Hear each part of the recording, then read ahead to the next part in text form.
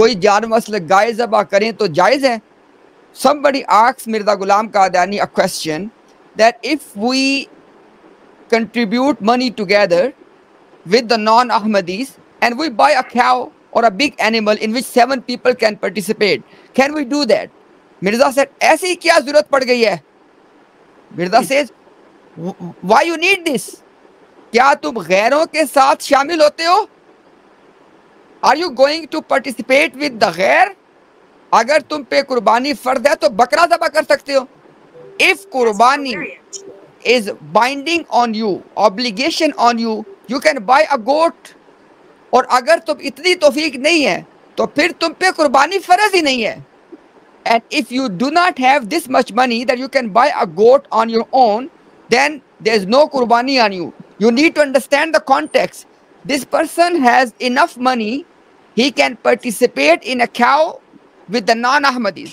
Mirza Ghulam Qadiani said, either you go on your own or there is no qurbani on you.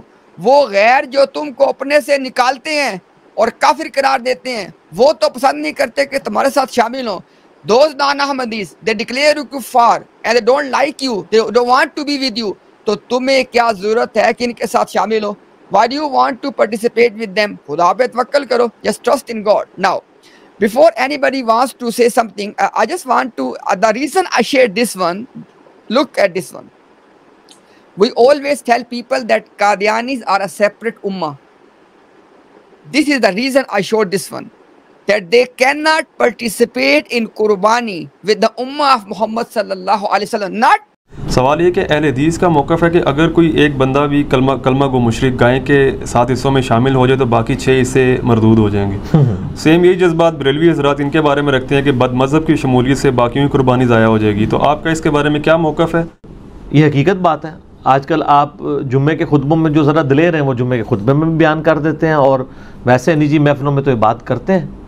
یعنی اہل حدیث یہ بات کہتے نظر آئیں گے کہ اگر کسی بریلوی نے، دیوبندی نے، شیعہ نے بیچ میں حصہ ڈال دیا تو وہ کہتے ہیں چونکہ ہمارے نزدیک وہ کلمہ گو مشرک ہیں تو مشرک کا تو کوئی عمل قبول نہیں ہوتا، لہٰذا باقی ساروں کی بھی قربانی ضائع جائے گی. قربانی کے جانور میں جو حصہ ڈالنا ہے وہ اہل ایمان کا، مومنین کا. بھلے وہ مومن گناہ گار ہو لیکن ہو مومن، مشرک نہ ہو، وہ قبر کا پجاری نہ ہو، وہ قبروں کا طواف کرنے والا نہ ہو، وہ یا علی مدد یا رسول اللہ مدد کے نعرے لگانے والا نہ ہو، وہ غیر اللہ کو اپنے لیے مشکل کشا حاجت روا ماننے والا نہ ہو. اور بریلوی اس کے اگینسٹ جو ٹرمز استعمال کرتے ہیں وہ بد مذہب استعمال کرتے ہیں. وہ کہتے ہیں اگر کوئی بد مذہب، کوئی نجدی، کوئی گستاخ آپ کے گائے کے حصے میں شامل ہو گیا تو باقیوں کی بھی قربانی ضائع جائے گی.